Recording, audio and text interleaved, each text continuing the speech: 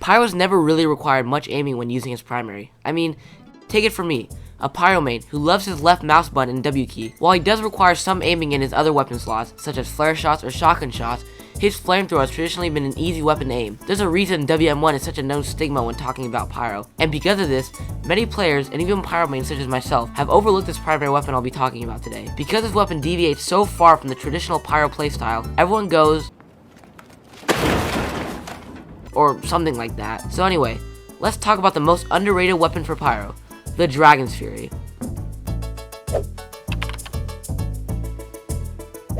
Dragon's Fury was first introduced almost 6 years ago in the Jungle Inferno update, along with the Gas Passer, Thermal Thruster, and Hot Hand. It was an unconventional weapon, as Pyro has had a fully automatic weapon in his primary slot for 10 years before this. From personal experience, this was the main cause of it flying under the radar for so long. It just deviated too far from the standard Pyro gameplay for players to actually put time into getting better with it. I couldn't combo as effectively because no one would be caught in afterburn for that long. I couldn't WM1 because I actually had to use skill to aim. And probably the most important part that personally turned me away from the Dragon's Fury was the weird air blast delay, but I'll go into that later. Players would soon switch back over to other primary weapons, as they were more comfortable, letting the Dragon's Fury fade into irrelevance. If I had to describe how it feels to play this weapon, I would say it's like running a marathon in clown shoes. Like, you understand how a marathon works, like the routes, how to condition yourself, etc., but you have to relearn how to run basically. It's almost the same for this. You can still play Pyro, but you just have to change your entire mentality. Instead of playing a more defensive supportive Pyro who can consistently reflect projectiles, spy check, and extinguish teammates, you become offensively superior. The Dragon's Fury's gimmick is how it boosts your stats upon a successful hit. The base stats for this gun are as follows. Round 1, fight! You embrace your inner Street Fighter and are able to fire in every 1/8 of a second, dealing 25 damage and lighting them on fire for about 4 ticks of afterburn. On hit, however, you cut your firing speed in half, meaning your next shot comes out in less than half a second, and if you manage to hit that same enemy, or anyone who happens to be engulfed in flames, you triple your damage and deal 75 damage. And finally, the only listed downside of this weapon was a slower air blast.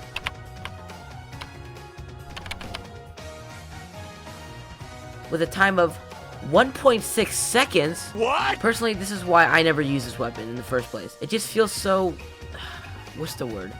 Uncomfortable. It's just that air blast is so important to Pyro that putting a massive delay on it just feels wrong. I'm gonna rant a little about this air blast cooldown downside while I'm on the topic. In my humble opinion, and others might agree, this is definitely the worst way to balance this gun. I'm an all or nothing kind of guy. Either give me air blast with no longer cooldown and nerf something else about the gun, or just don't give it to me at all. Just the fact that they nerf air blasts on the Dragon's Fury so badly to the point it feels like it isn't even there, even though it is, just sucks for me. Either give it to me or don't. Don't meet me halfway through, you know? I don't know. Let me know your guys' opinion on this downside is, because this downside is so annoying to me. Who knows, I might be overreacting. So, this gun turns you into an offensive powerhouse, and really only an offensive powerhouse. Spy checking is mostly off the table, and using your air blast to play a supportive type of Pyro now feels unorthodox. But in return, you had to deal some borderline unfair damage. Think about it. If a single fireball from this gun hits an engulfed target, it deals 75 damage. But because you hit that person who's feeling a bit warm, your next shot comes out in less than half a second and will do another 75 damage. So if you do some quick math, you're able to deal an unfair 187.5 damage per second. This means you could theoretically eliminate 5 of the 9 classes in less than half a second. But one thing I haven't touched on yet that carried Pyro's offensive capabilities with all the other flamethrowers is doing the thing. Before you go complain that the Dragon's Fury is F tier because you can't do your little combo, just hold your horses real quick. You can still combo, it's just, what's the word? Uncomfortable, but only at the start. You kind of combo with the Dragon's Fury in reverse and differently at the same time. Instead of the usual puff and sting that typical Pyros do, you do like a sting and puff? That doesn't sound good. You do what? I don't even know. Usually you light someone on fire with your primary and then finish them off with your secondary and melee. You know, puff and sting. When using the Dragon's Fury, you do this in reverse. You light them on fire with your secondary, preferably with the flare gun, then start blasting. I started blasting. Bang! While this style of comboing is definitely less flashy, I would argue it's way more consistent and easier to pull off. And heck, you don't even need a combo, you can just start blasting. I love you, kitchen gun! Anyway, you know how sentries have always hard countered Pyro because he has no reliable way to get rid of them? Take a look at this clip. Boom, bam, bop.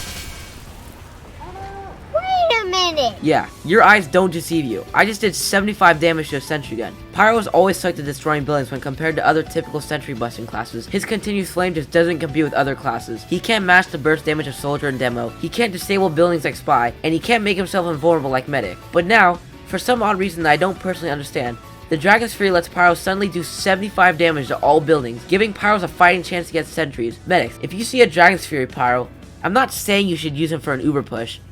Okay, who am I kidding? Uber me! Please! And if anyone knows why the Dragon's Fury does so much damage to buildings, please let me know. But what do you guys think? Have you ever heard of this weapon before, or have you always known the power of the Dragon's Fury?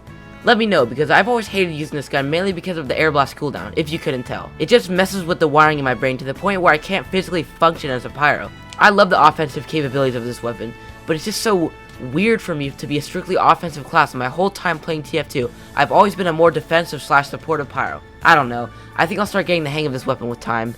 And as promised, I will be answering some questions y'all have left for me. So here we go. Mega Cringe 64 says, "What's your video editor, man? I like the video and editing." Well, I actually use Wondershare from More 12, and it's pretty cool. Pickoff says, "Cool video. I love the thumbnail. What do you use to make it?" Well, I actually don't make the thumbnails myself. My awesome cousin actually makes them. However, these videos right here, I actually use the website called loadout.tf to make. Hugo He says, "Congratulations for the 1,100 subscribers, mate. Kinda proud to see your channel grow.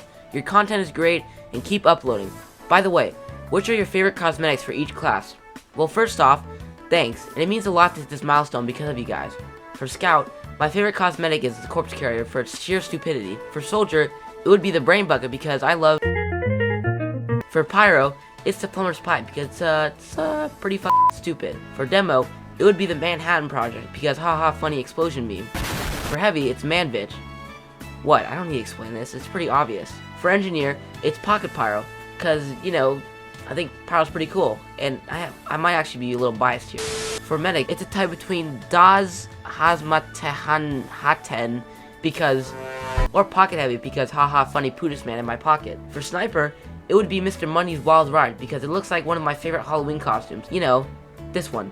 And finally the Spy. It's Crab de Chapeau because it's Spy Crab. Goksen Yena Rasoy says, "Who would you main if you didn't main Pyro?" If it wasn't obvious from one of my first videos, I would main Heavy, specifically Fat Scab, because it's pretty fun. But then one day I hit someone with an Extinguisher combo, and yeah, the rest is history. Tim Smith says, "My favorite underrated TF2 YouTuber. Keep up the good work. How many people are in France, and what percentage are spies?" Well, first off, thanks Tim, and your comment means a lot. As for your question, shoot, I don't know. I guess France doesn't exist.